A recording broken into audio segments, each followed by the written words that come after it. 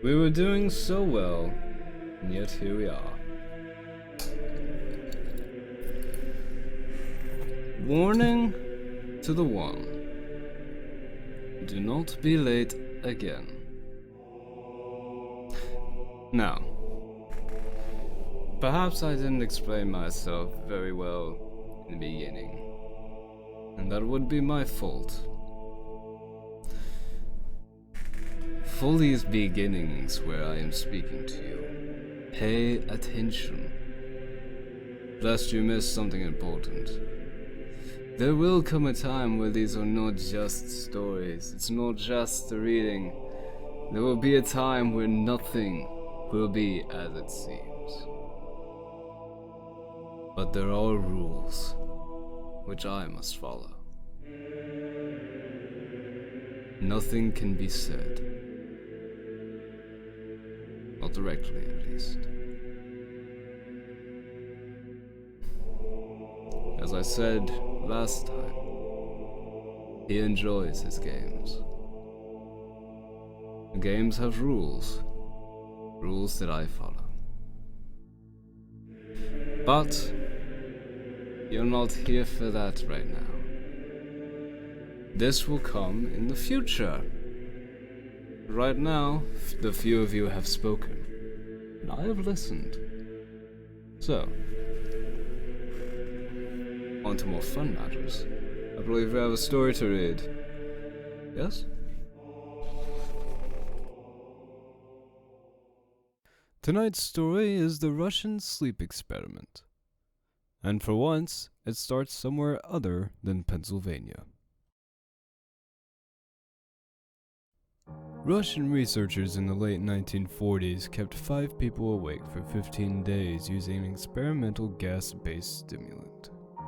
They were kept in a sealed environment to carefully monitor their oxygen intake so the gas didn't kill them, since it was toxic in high concentrations. This was before closed-circuit cameras, so they only had microphones and 5-inch thick glass porthole-sized windows into the chamber to monitor them. The chamber was stocked with books, cots to sleep on but no bedding, running water and toilet, and enough dried food to last all 5 for over a month. The test subjects were political prisoners deemed enemies of the state during World War II. Everything was fine for the first 5 days. The subjects hardly complained, having been promised, falsely, that they would be freed if they submitted to the test and did not sleep for 30 days. Their conversations and activities were monitored, and it was noted that they continued to talk about increasingly traumatic incidents in their past, and the general tone of their conversations took on a darker aspect after the 4-day mark. After 5 days, they started to complain about the circumstances and events that led them to where they were, and started to demonstrate severe paranoia. They stopped talking to each other and began alternatively whispering to the microphones and one-way mirrored portholes. Oddly, they all seemed to think they could win the trust of the experimenters by turning over their comrades, the other subjects in captivity with them. At first, the researchers suspected this was an effect of the gas itself. After 9 days, the first of them started screaming. He ran the length of the chamber, repeatedly yelling at the top of his lungs for 3 hours straight.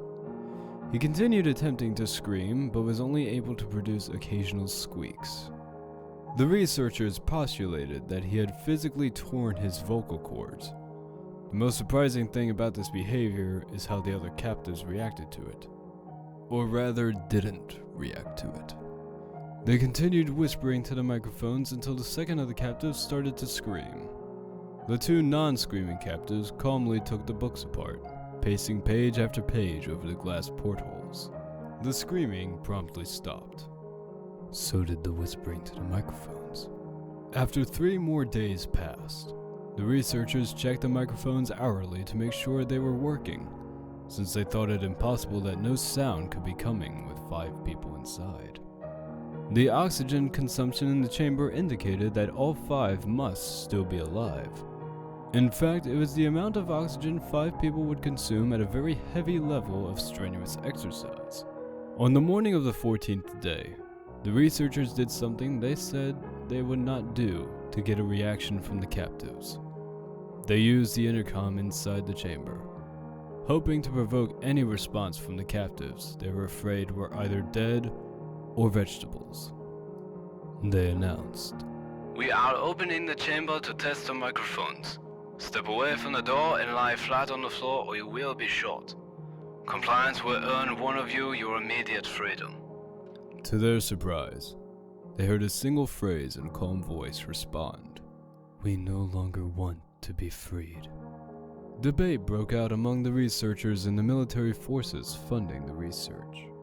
Unable to provoke any more response using the intercom, it was finally decided to open the chamber at midnight on the 15th day. The chamber was flushed of the stimulant gas and filled with fresh air, and immediately voices from the microphones began to object. 3 different voices began begging, as if pleading for the life of loved ones, to turn the gas back on. The chamber was opened, and soldiers were sent in to retrieve the test subjects. They began to scream louder than ever, and so did the soldiers when they saw what was inside. 4 of the 5 subjects were still alive, although no one could rightly call the state that any of them were in life. The food rations past day 5 had not been so much as touched. There were chunks of meat from the dead test subjects' thighs and chests stuffed into the drain in the center of the chamber, blocking the drain and allowing 4 inches of water to accumulate on the floor. Precisely how much of the water on the floor was actually blood was never determined. All 4 surviving test subjects also had large portions of muscle and skin torn away from their bodies. The destruction of flesh and exposed bone on their fingertips indicated that the wounds were inflicted by hand, not with teeth as the researchers initially thought. Closer examination of the position and angles of the wounds indicated that most, if not all of them, were self-inflicted. The abdominal organs below the rib cage of all 4 test subjects had been removed. While the heart, lungs, and diaphragm remained in place, the skin and most of the muscles attached to the ribs had been ripped off, exposing the lungs through the rib cage. All the blood vessels and organs remained intact. They had just been taken out and laid on the floor, fanning around the eviscerated but still living bodies of the subjects. The digestive tract of all 4 could be seen to be working, digesting food. It quickly became apparent that what they were digesting was their own flesh that they had ripped off and eaten over the course of days. Most of the soldiers were Russian special operatives at the facility, but still, many refused to return to the chamber to remove the test subjects. They continued to scream to be left in the chamber, and alternatively begged and demanded that the gas be turned back on, lest they fall asleep. To everyone's surprise, the test subjects put up a fierce fight in the process of being removed from the chamber. One of the Russian soldiers died from having his throat ripped out. Another was gravely injured by having an artery in his leg severed by one of the subject's teeth. Another 5 of the soldiers lost their lives if you count the ones that committed suicide in the weeks following the incident. In the struggle, one of the 4 subjects had his spleen ruptured and he bled out almost immediately. The medical researchers attempted to sedate him, but this proved impossible. He was injected with more than 10 times the human dose of a morphine derivative, and still fought like a cornered animal, breaking the ribs and arm of one doctor. His heart was seen to beat for a full 2 minutes after he had bled out, to the point where there was more air in his vascular system than blood. Even after it stopped, he continued to scream and flail for another 3 minutes, struggling to attack anyone in reach and just repeating the word "more" over and over, weaker and weaker, until he finally fell silent. The surviving 3 test subjects were heavily restrained and moved to a medical facility, the 2 with intact vocal cords continuously begging for the gas, demanding to be kept awake. In the process of preparing the subject to have his organs placed back within his body, it was found that he was effectively immune to the sedative that they had given him to prepare him for the surgery. He fought furiously against his restraints when the anesthetic gas was brought out to put him under. He managed to tear most of the way through a 4-inch wide leather strap on one wrist, even though the weight of a 200-pound soldier was holding that wrist as well.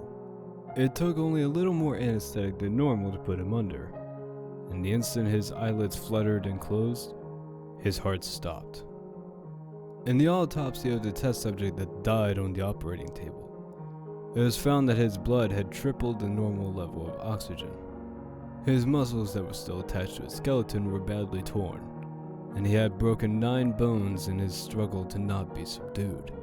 Most of them were from the force his own muscles had exerted on them. The second survivor had been the first of the group to start screaming.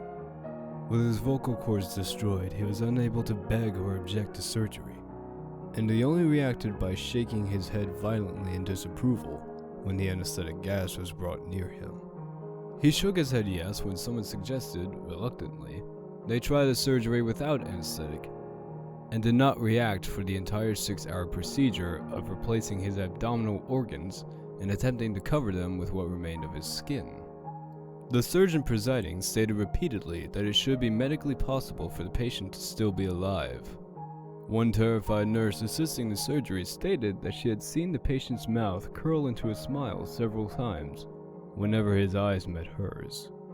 When the surgery ended, the subject looked at the surgeon and began to wheeze loudly, attempting to talk while struggling. Assuming this must be something of drastic importance, the surgeon had a pen and pad fetched so the patient could write his message. It was simple. Keep cutting. The other 2 test subjects were given the same surgery, both without anesthetic as well, although they had to be injected with a paralytic for the duration of the operation. The surgeon found it impossible to perform the operation while the patients laughed continuously.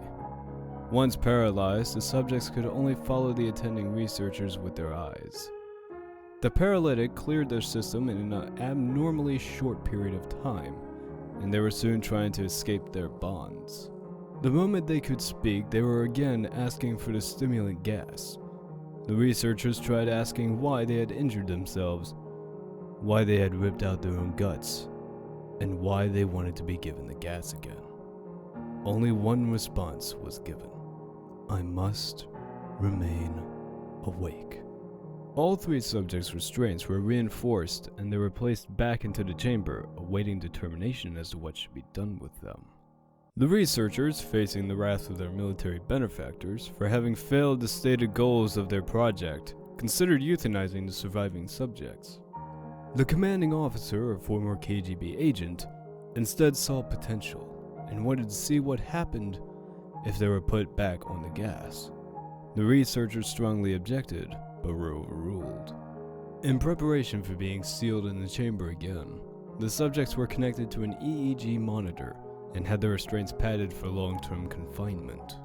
To everyone's surprise, all 3 stopped struggling the moment it was let slip that they were going back on the gas. It was obvious that at this point, all 3 were putting up a great struggle to stay awake. One of the subjects that could speak was humming loudly and continuously. The mute subject was straining his legs against the leather bonds with all his might.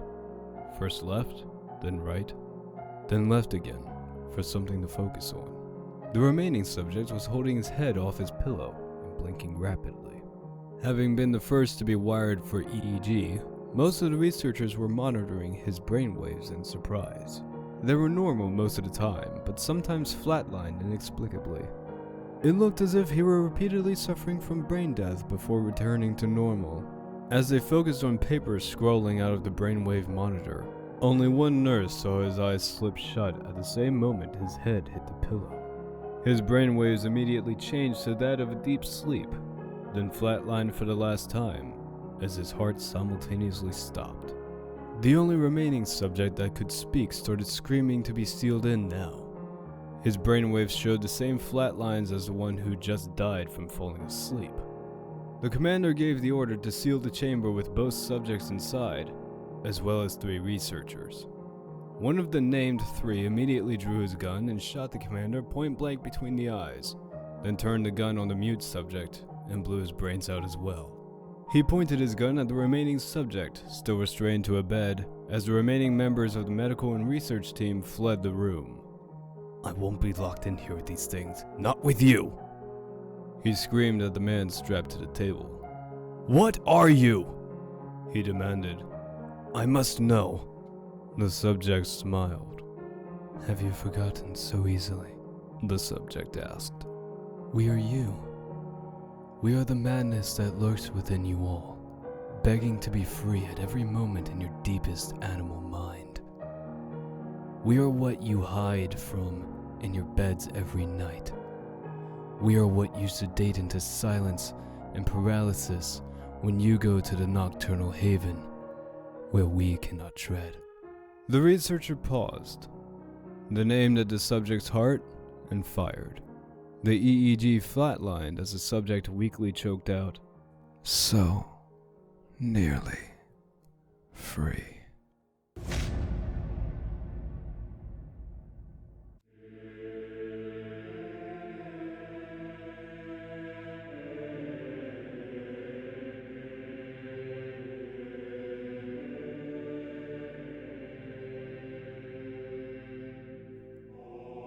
No matter what choice you make, it will only end one way.